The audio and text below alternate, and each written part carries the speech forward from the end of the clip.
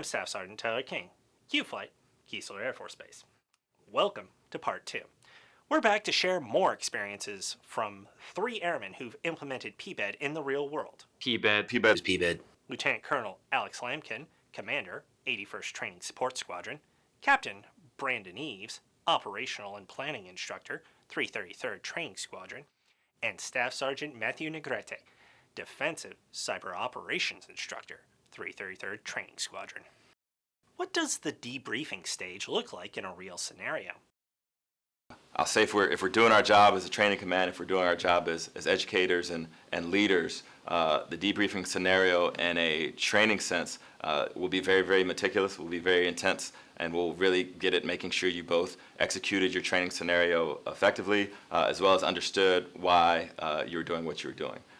In a real world scenario, however, the expectation for many of our missions, again, depending upon which side of the coin you're working in cyber, is going to take different forms. So in situations in which there are pretty much no-fail missions and any amount of mistake or straying away from what the initial mission was causes a huge problem, then most of the time it's a 1 or a 0. It's either a high five as you leave the ops floor to say, hey, we nailed everything, we'll go through the logs for details of what we could have done better or missteps we would have had, or you've caused a problem and all hell has risen, and we will have to do a pretty deep dive, both from a technical sense and from an execution sense of how we can do things better, what went wrong, who did it, why'd they do it, and most importantly, how can we make sure it doesn't happen again. The intent is to learn from anything negative or positive that might have happened within the mission.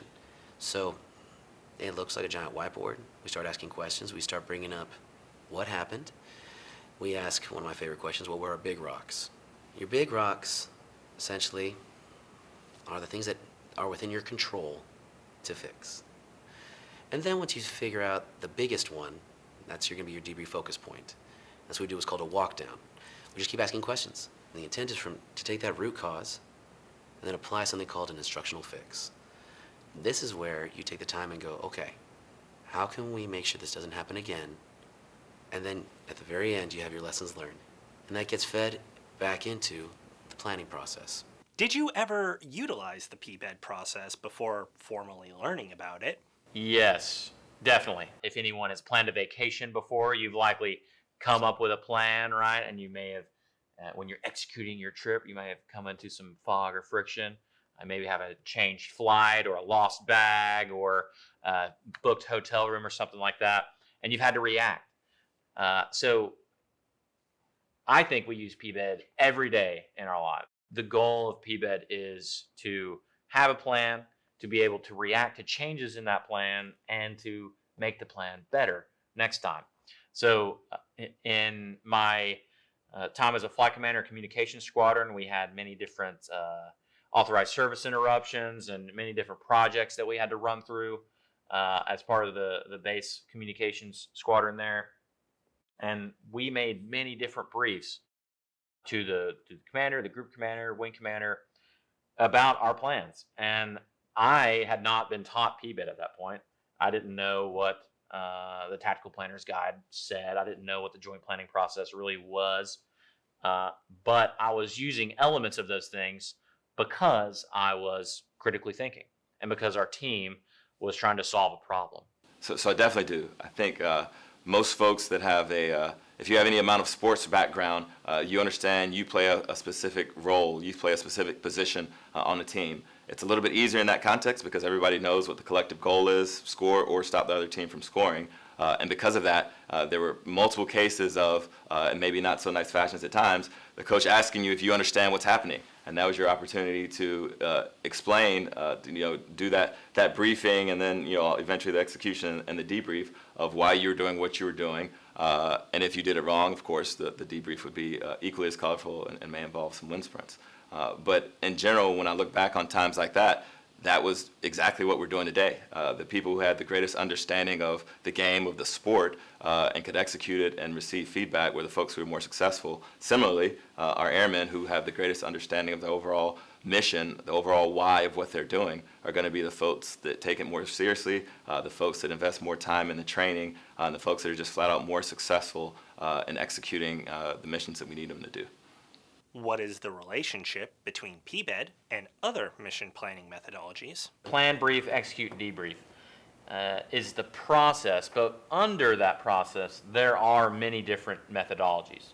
So there are many different planning frameworks: military decision-making process, the joint planning process, the Marine Corps planning process, the ME3C-PC² framework. There are many different types of briefings. There are tabletop exercises, rehearsal of concept drills, mission analysis briefings, course of action briefings, tactical mission briefings. And then we're going to execute, and then debriefing formats are usually the same. We're going to try to replicate success and avoid failures. But overall, PBED is just an umbrella process that methodologies fit into. I think that PBED is generic enough that it can be pretty all-encompassing and really gets at the how of what you do versus the what when it comes to mission planning.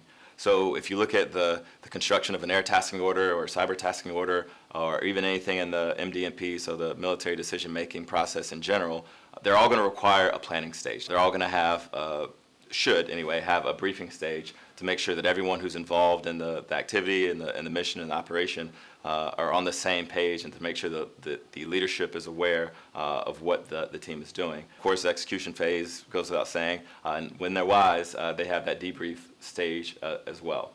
So whether or not you're doing putting together a cyber tasking order, or you're taking a tactical ground mission, and you have to go through the entire process of how you're going to get to what you're going to do, 5 Ws and all that, looking at it from the PBED lens forces the individuals to hit each one of the steps, and what they do within the steps is up to them. How is ME3C-PC² useful for planning in the cyber community? Yeah, it's very useful. So I'll tell one quick story about how this planning framework really helped me out on an exercise one time. I had the opportunity to go to New Zealand on an exercise with the Special Operations Support Squadron, and we were in charge of setting up the tactical communications. Down in New Zealand, we actually had planned on using a satellite communication capability, but look at New Zealand on the map, it's pretty down there, so when you're trying to shoot a satellite shot, the look angle there is very, very shallow. So we were unable to execute on that. So again, we had to react. So the condition was, if our satellite capability can't work, then what do we do? So we actually drove out onto into the town, bought some Wi-Fi hotspots on the economy using the local cell network, and we were able to tie in our communications capabilities to those. So we had thought about if our primary capability failed. We did a pre-mortem analysis, which is what we call, if everything fails, if everything goes wrong, what would be the reasons that happened? So we thought about that before we went, and in doing so, we allocated funds. We had researched what cell networks and what cell stores were in the area and what we could use, and we prepped our logistics personnel, say, hey, if this doesn't work, we think it might, but if it doesn't, we're going to need to go out and buy some Wi-Fi hotspots. So we were able to react. We were able to deal with uncertainty and fog and friction. So thinking about it before and planning for those contingencies and those conditions before you execute provides clarity of mind when you're executing, so that you can make that timely decision in the best way.